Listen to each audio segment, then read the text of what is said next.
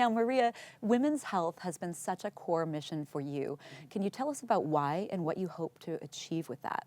Well, I look at women's health really in a holistic way, women's spiritual health, their emotional health, their physical health, their financial health, because I think they all go together. And so I try to do things and put out material that speaks to all those different aspects to women. So I think you can't be really happy or feel really great if you're just professionally successful, but you're not successful at home, or you don't feel good, or you don't have a spiritual life. So I think it's really important for women to think of themselves really holistically, and to think about how what they eat affects their mental health, how their mental health affects their physical health, how their professional health affects their family, and to look at it in that way. And I think that just broadening that is a different way for women to look at health. Excellent. Now, you just published your new book, I've Been Thinking. Right. What's the last truly great book that you've read? I've been thinking. There you go. There you go. That's the last truly great book that I've read. And I love your introduction in that. It was so all-inclusive. Yeah. Now, for women Christina's age, how do you hope to reach them and inspire them to be taking and making their health a priority? Well, I've actually learned a tremendous amount from Christina about health. I didn't grow up with that message. Christina has actually taught me a lot about healthy products in the home, healthy products to put on my face, how what I eat actually affects my overall being. I mean, a lot of this kind of new information about health is new.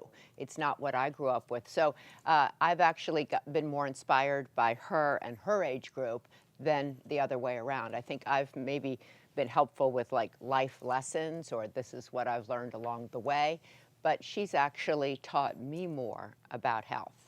I think in addition to that, a lot of her work revolving around like Alzheimer's and Right.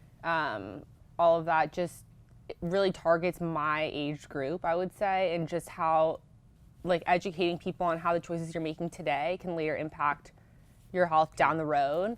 And not only like your physical health, but your mental health. And that's a huge part, I think, about your focus of your work. And that Right. touches a huge group of like a variety, wide range of women. I think that's a really great point, because Christy, you know, I try to talk to them about what I've learned now that I've learned later in life about how the choices that we all make affect our brain. And so I do talk to her and her sister and her brothers, and they're also the caregivers on deck in our country. 2/3 of all the caregivers in our country are women, and they very often in the prime of their lives end up caring for aging parents.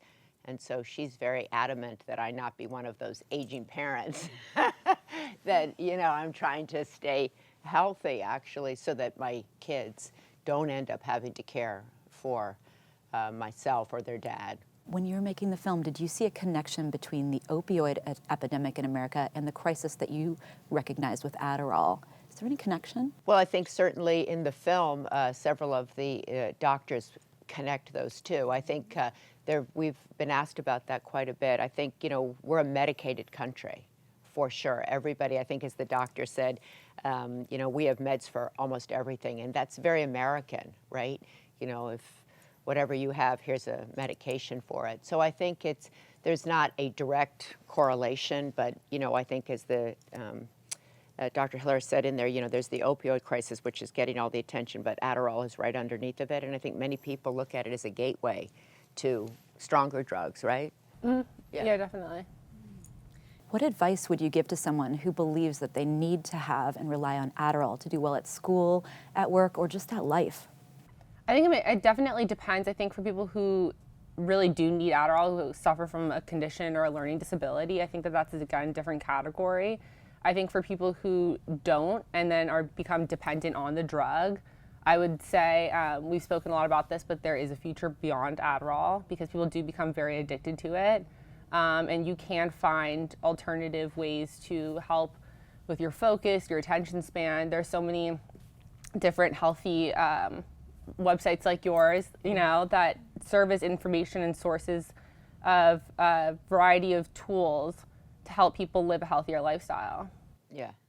I think that's a really good, like what Christina's saying. I think there's so much more out there today more information about the effect of food on the mind, right? Yeah. The effect of sitting too long on the mind and the body.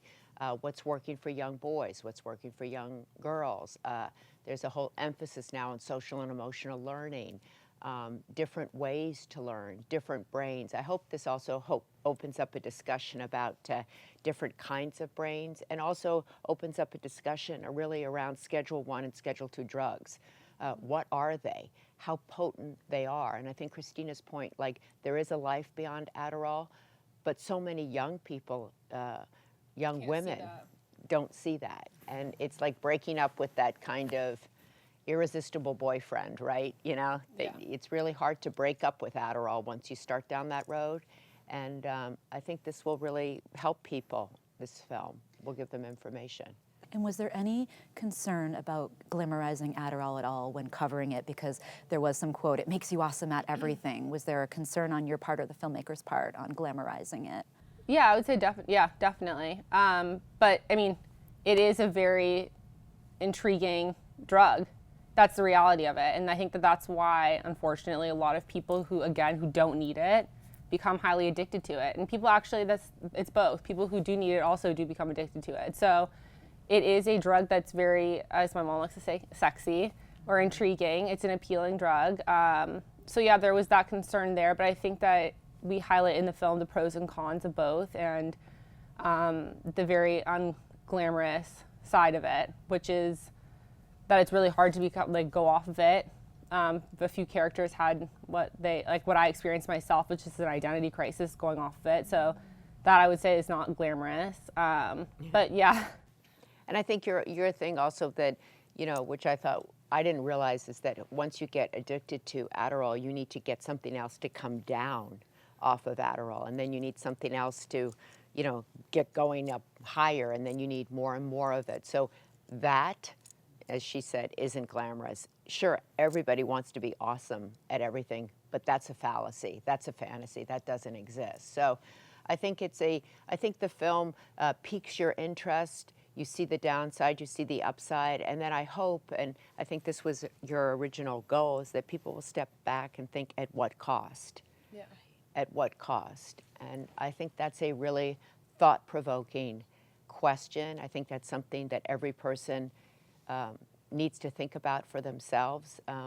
Young people don't like to think about the future, right? They want to be awesome right now, and they'll deal with the future later. But one thing I've learned is that the choices at this age affect this age. And I think to add to that also, I think that you see now a lot more of a burnout amongst young adults. And I think that there is definitely something to say about the correlation between the use and, again, abuse of Adderall and the burnout that people are experiencing. Because a lot of people now my age just say they want to work really hard right now, but because they want to make enough money to be at 35, not have to work for the rest of their life.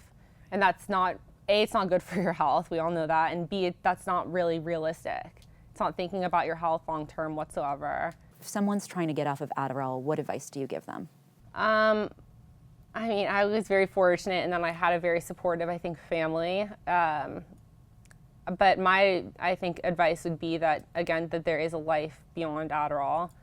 And to, as hard as it is, to try to envision that, to try to kind of, to be easy on yourself, I would say, to give yourself time, and to allow your body. I think our bodies are naturally able to help us heal. And I would try to tell people that, allow that process of healing to happen and be patient with it. And I think to a parent, to understand that your child is actually getting off of a drug, and that they will present as a new person in a way, and to be patient with that birthing.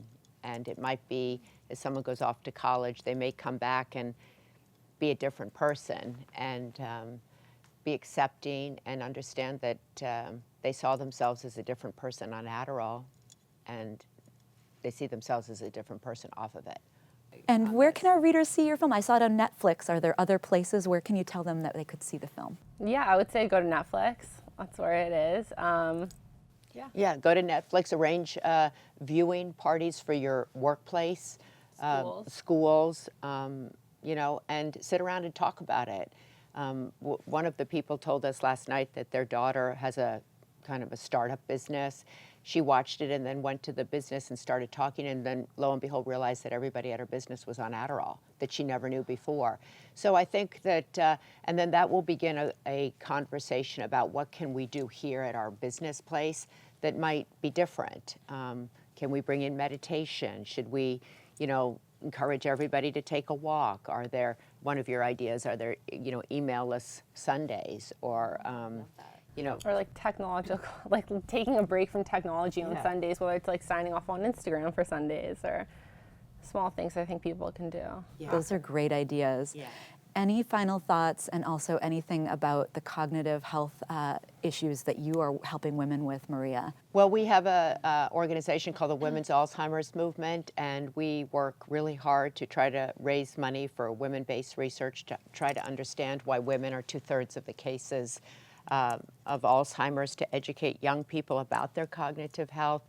We have a big partnership with the Equinox gyms around the world for the month of June, which is Brain Awareness Month. So I would invite people to join moveforminds.org to check out the Women's Alzheimer's Movement. And even if Alzheimer's isn't in your family, that doesn't mean you can't get Alzheimer's. And so our goal is to be hopeful, to inform people, to get them into the movement, to get them thinking about their cognitive health, not just their physical health, and to remind people that this goes with this. Yes, that is so important. Yeah. Thank you both so much for taking the time today to discuss this important topic with our viewers. We appreciate it. Thank you. Thank you. Thank you so much.